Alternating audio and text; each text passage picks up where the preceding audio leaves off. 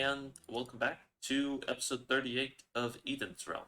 So, as you may be able to tell, this is a brand new, oh goodness, a brand new nether tunnel. This goes to the perimeter. I'm not going to take the time to go through the portal to show you, but I have a brand new nether tunnel all the way from my main base to the perimeter, so we can get there and back a whole lot faster. It's obviously a whole lot better than flying there, which is what I had been doing for the longest time, and I finally bit the bullet and made it. It was like something like 400 or 500 blocks long, I think. So it wasn't too terribly far, but definitely enough that I had to take some time to do it. In between episodes, I think it's been about a month and a half since our last episode in Eden's Realm, I have been extremely busy. I've even made a book of the things that I have done. So, you may remember that, well, I had said that I was going to work at the build area and get the path done for the Citadel, and I've finally done that. I've also gathered 3 Wither Skulls from another fortress. I went and did that for a while, finished that nether tunnel, and while I was doing something, I realized that fire tick was on. I'm not 100% certain when that got turned on. It may have been whenever our world crashed and I had to reset everything. It may have been then, I'm not 100% certain, but it's definitely on now. I have been digging lots of deep slate. We can go and check it out over here. So you may remember I had this mine area down here, and if we fall down, should be able to see there's a big hole. Most of this has been dug out, and just lots of deep slate. Obviously pretty interesting, right? No, not really. I have also spent quite a bit of time mining for ancient debris. You can see we have a whole lot of netherite armor stuff in here, and we should have about 4 more that we can make if we need to later on down the road. I've also been designing some stuff for over at the build area that will probably come later in this episode, which I'm looking forward to it. It should be really good. And I've AFK'd at a lot of farms, so we have a lot of iron and gold and gravel, and there's some sugarcane and bamboo, all kinds of good stuff. And most importantly, we are basically stocked back up on redstone, which is super good. I think what I want to start out doing today, though, is I want to kill the Wither so that we can have another beacon, but most importantly, I also need to get some more Wither roses. So getting those Wither skeleton skulls was a little bit of a pain, and I think we have somewhere around like 2 stacks maybe of Wither roses. I have them some here. Yes. Okay, around 3 stacks. I want to try and get some more, which means that we need to craft up some poison potions, and also we need to grow up a whole lot of baby chickens in the end. So I'm going to grab the potion from our brewer, and then we should be able to just go over and set it up.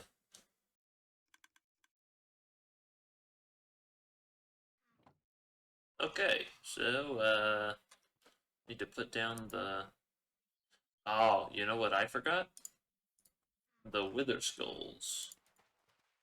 Alright, well, I am going to set down all the chickens, and then what I'll do is I'll just go back and grab the Wither Skulls. I've gotten all the chickens grown up. I threw all the eggs in there, and then I left and let them sit for 20 minutes. They are all grown up now, and it is time that we start throwing in these splash potions of poison. So I'm going to clear out. We just need a little bit of an area to throw it in. We want to make sure that they can't get out, so it'll have to be something like this. And we should just be able to throw them all in there. I have 4, and then I have my Wither Skulls. So, I guess, yeah, let's just do it. So you can see none of them are taking damage anymore, so I think it's time that we can just put that in. So hopefully they'll all die, and I didn't make a mistake. I should probably get out of there, though. And, oh, goodness gracious, that was a A little bit of a dip, but awesome. You can see most of them died, and works out pretty well. Should be able to hit the wither right here, right? Doesn't look like it. Bingo bango, right like that. Pretty nice and simple. Not a whole lot to it, and we got, what, another 2.5 stacks of wither roses? So I would call that a mission success. I'm going to leave all of this here for future times. It's a nice thing of having just excess stuff. Leave it here, and whenever we need to do it again, we can always come back. But if we hop through this portal, it should take us to the build area, and I'll show you what I've been working on. It's pretty cool, and I think you guys will like it. So this was our path, and it just kind of goes down, but I'll walk down it, and then we can take a view from the outside. So all of this down to right about here was already made, but I have put in new blocks all the way down this path. You can see we have the start of a spring right here. Looks pretty cool in my opinion, and you can also see it flowing off down there. This was a little bit of detailing that I think is just really cool, adds a lot of character to the walk. And then this is a pretty boring stretch. I plan to put a tree here on this mound. So there was a natural mound here just out of the ground, and I want to put a big, like, custom built tree on this edge here. I think it'll look really cool hanging over. And then as we come down here, we're going to come to the edge, and you can see I've got some netherrack here. This is where I've stopped building, and the plan is to put a bridge here over this, and then it'll come and wrap back around over to there, and we will be able to have the end of our road. If we take a look at it from here, you can see that we have our spring up here, and it's actually flowing through a little grate in the side of the wall there. Coming on down, I plan to have like a little bit of a pool right in here, and then it's all going to flow down in a waterfall right next to the bridge, and we'll have a big pond down here. I think it'll look really cool. I'm going to have to do a little bit more terraforming. I've terraformed this area here to match it, and that's going to be the general shape of the bridge. But if we take a look at the thing as a whole, I must say it looks pretty good. It looks like a pretty natural pathway, in my opinion, and I'm really proud of it.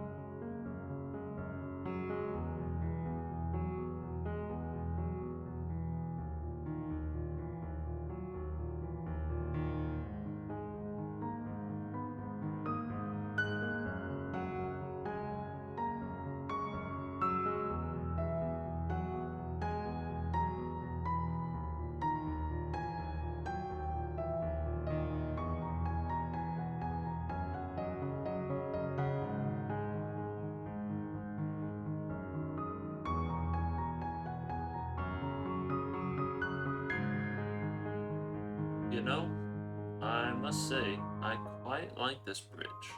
It came out better than I was expecting. It's a little bit, I think the word I would use is flat. It's not necessarily, I wish there was more of a gradual arch as it goes, because there's lots of just like, it goes up a half a block and then you walk over it, goes up another half a block, you walk over it. And I wish it could be a little bit more subtle, the rise and fall of it. But I think overall, I am really happy with it. It turned out super good. And I just couldn't be happier with it. It looks amazing in my opinion. I do need to sleep though. I don't have the mob switch turned on, as you can see. It's oh. Oh goodness. As I take a brief moment to fix this, I just wanted to take a second to talk about prayer. I've been focusing a lot on prayer recently and just what I've been doing in terms of pursuing God, and I've come across just a couple of like key ideas basically that I wanted to share. It feels weird, but yeah. Basically, what I've found is that prayer is our connection to God, and if we want our connection to God to grow, we need to be praying to Him. And most importantly, while we're praying to Him, we need to be praising Him because God is all deserving of our praise, and we could never do anything to deserve it, but He loves us anyways.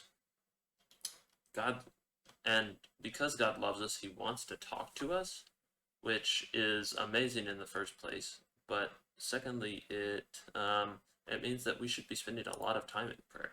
Like if you had a brother or a sister or a child or a parent who loved you and wanted to talk to you, you would want to talk to them as well. And it's the same as with God. God wants to talk to us, and we should want to talk with Him as well. And most importantly, we shouldn't be afraid to ask for things. I had a wise woman tell me recently that God will only be limited by the limits that you place on Him. And so what she meant by that is if you limit God by asking Him for small things, for inconsequential things, God will only do those inconsequential things for you.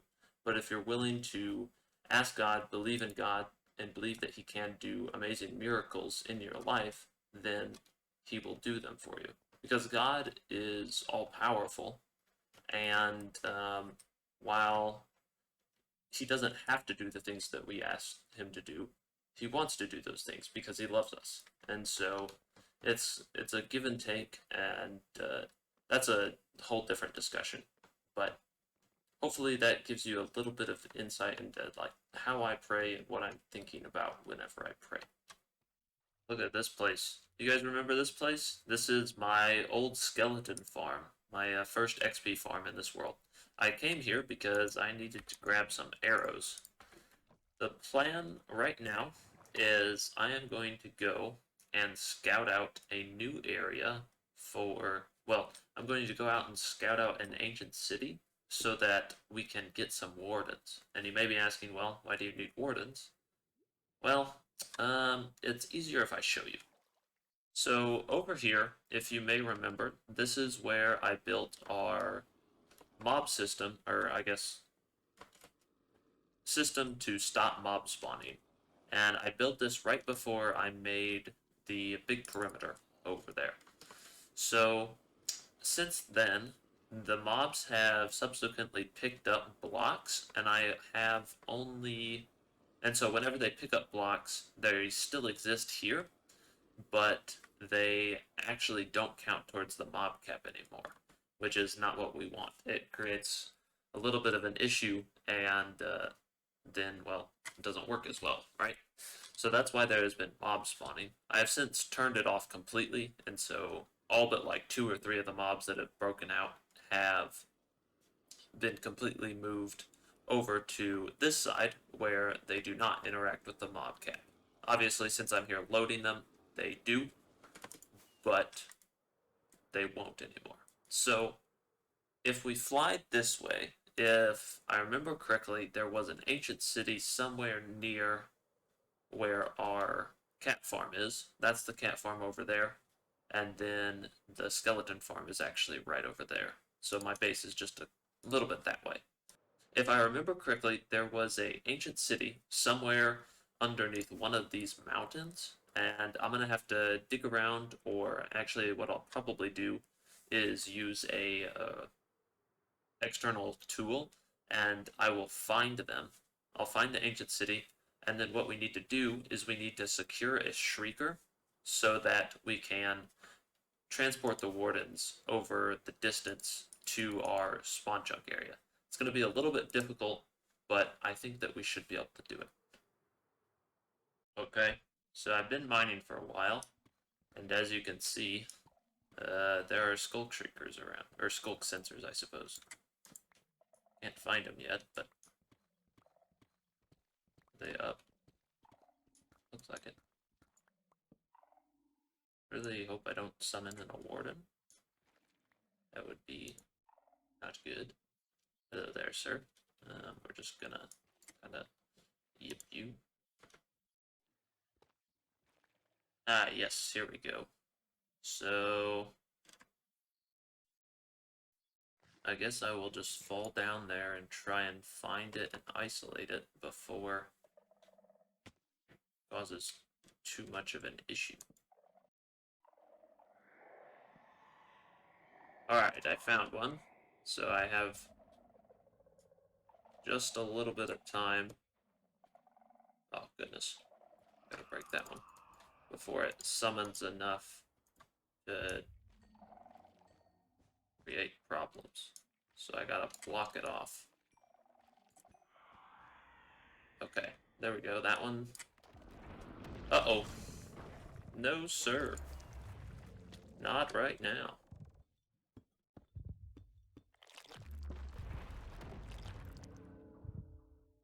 Alright, so he just went away. So hopefully there are no more skull shriekers around.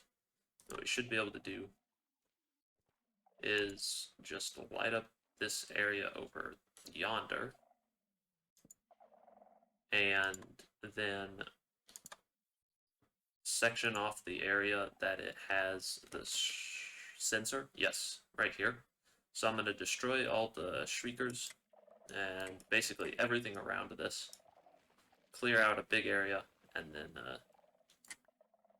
we'll go from there. Alrighty, so I'm going to be following Ilmango's tutorial for a Warden's mob switch. Obviously, I'm not going to do everything the exact same as him, but for the spawner, it's going to be pretty similar. And so the first step is you clear out an 11 by 11 by 13 area, which I've done, and then we can get started on actually building the spawner area. Alrighty, and basically everything else that is needed for the new mob switch is built up. So this is going to be a little bit of a technical explanation, but just buckle your seats and we'll get through it. So this right here is what's called a portal chunk loader. You may have seen them before. Oftentimes you're just using items. I built one over at my end portal to continuously regenerate the obsidian there, if you remember that. This is a similar design, but instead of breaking the minecart with a cactus on the other side and sending it back through, what we do is we just have some fire here, which breaks the minecart as soon as it comes through. And due to how entities are processed, the minecart item can go back through immediately, which makes it just a little bit of a faster and less likely to break system. I've seen people use the fire trick before. I built this myself in the creative world, and you should see on a screen now, it's gonna be a description of like how much area the chunk loader loads, because obviously it doesn't load everything, because you can't load everything in a real Minecraft world.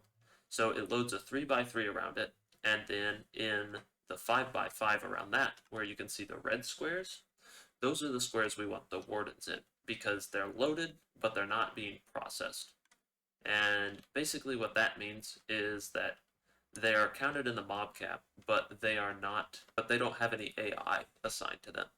And so that's why in this system here, if you can see, we have the portal chunk loader here, and then one outside of it, we have an extra chunk, and then in the following chunk over here, we have where the wardens are going to be stored. And if we come all the way up here, you can see this is where the wardens are going to be stored. I have a note block here. This note block will keep them aggroed on it. And then right in here, it's a little bit of an odd system. Actually, I can turn on my gamma. So by putting a scaffolding and then these twisting vines, what it will do is the wardens will come up through the scaffolding and sit on top of it. They can't go back down through the scaffolding, but while they are in the twisting vines, their entity collision box is negated, and so we can stack an infinite number of wardens here. The idea being that we'll have roughly, I probably want to do two sets of wardens, so we could have like me and another player online, and so that would be 140 wardens. We'll have to see. The plan is I'm just gonna stand around and do 64 until this runs out, and then after that we will see. But I first need to summon in a warden, obviously. So everything down here is covered in slabs. I actually probably, just in case, should cover this. And I think that we are ready to go. So I'm going to break all of these, and then if we place that in like that, whenever we stand on the Shrieker, it should shriek, and then we will be able to summon a warden. So there goes the first shriek, and it should take a couple of shrieks. The warden will spawn, and it will be attracted by this note block over here. I don't have it set to be on. If we go to music and sounds and turn it on, you can hear it now. Obviously, I don't want that in the recording, so I will turn that off. But standing on the Shrieker here, it should shriek again.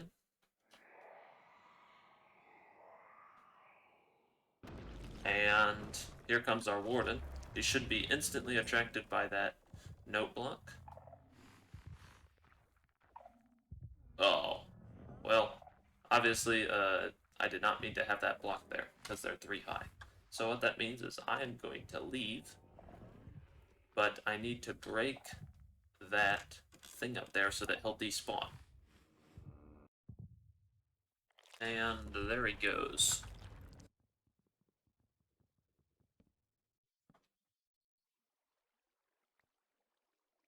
And just like that, it should be good. Okay, so I guess we'll try it again. There he comes.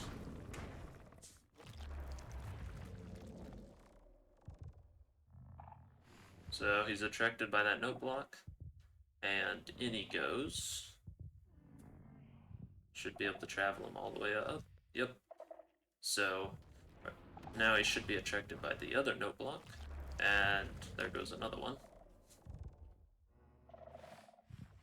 So standing here, we can see that all of the lime wool is going to get knocked out. I'm going to AFK here for a little bit, just to get some more wardens.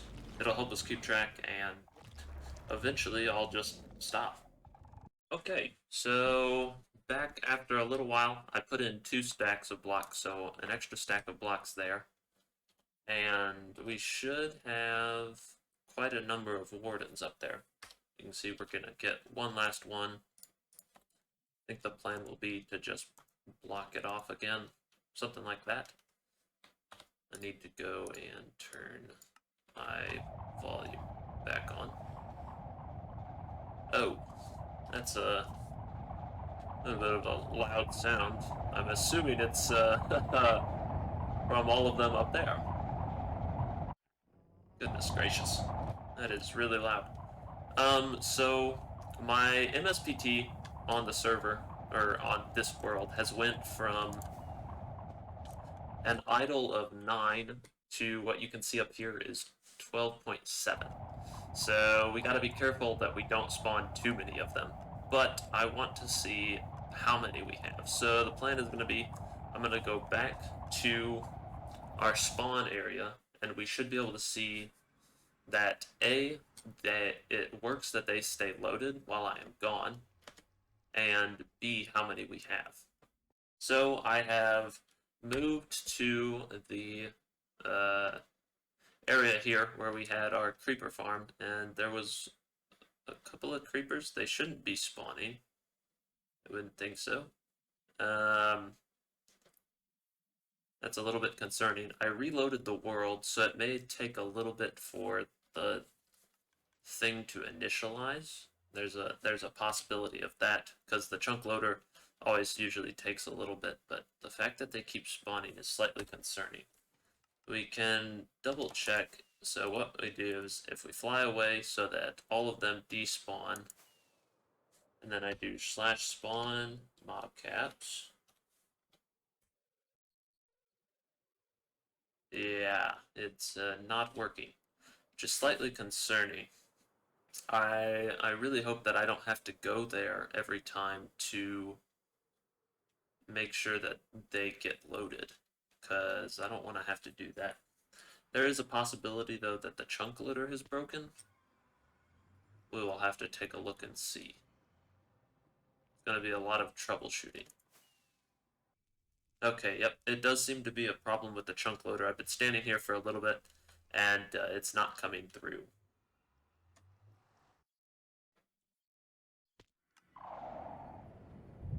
Okay, well, they're definitely still there. But loading this in redstone ticking area seems to have done the trick. So let's go ahead and try it again. Alright, we can check again. Doesn't seem to be any creepers spawning. If we do spawn mobcaps again, yes, 141. So that's exactly what we want. Now I'm going to try logging out and logging back in again, and we're going to see if that issue happens again or not. Ah, okay, it's done it again. So that's annoying.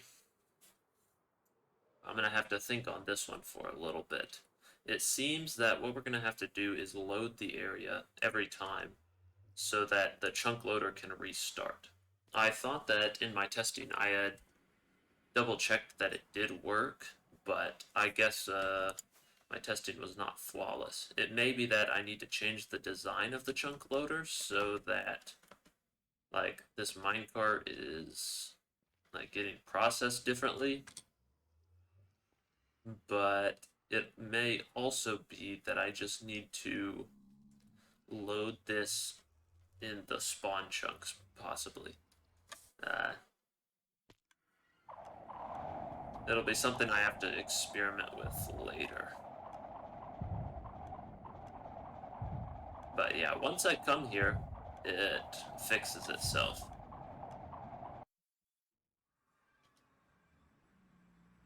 So, I mean, I guess it is a temporary fix to our mob spawning issue, but it's definitely not a long-term fix right now. Which is not what I wanted. I was hoping that this would be a little bit simpler than that. But either way, that is where we're going to have to call it for today. I have gone over on the time that I wanted to, and we didn't even get to building that tree or the rest of the waterfall or any of that stuff that I wanted to do before we dive into 1.20. So hopefully 1.20 will be coming soon. I have this video planned out for about 2 weeks because I have 2 weeks that are going to be really busy up ahead, but then hopefully 1.20 will be out by then and we will be able to start on all of the new stuff. I'm looking forward to it, and once again, I can never get rid of phantoms. Goodness gracious. But hopefully we'll be able to start with 1.20. I may not come back to this world until 1.20 comes out, or I may be back next week. I don't really know yet. We'll have to wait and see. I'm also getting excited about the Vault Hunters 1.9 update. It's a pretty big update. It came out, for me, it came out yesterday. So it's pretty exciting, but thank you very much for watching. I hope that you've enjoyed this episode. Hopefully it's been a good one. And I will catch you in the next video. Take care. Have a good day. Bye-bye.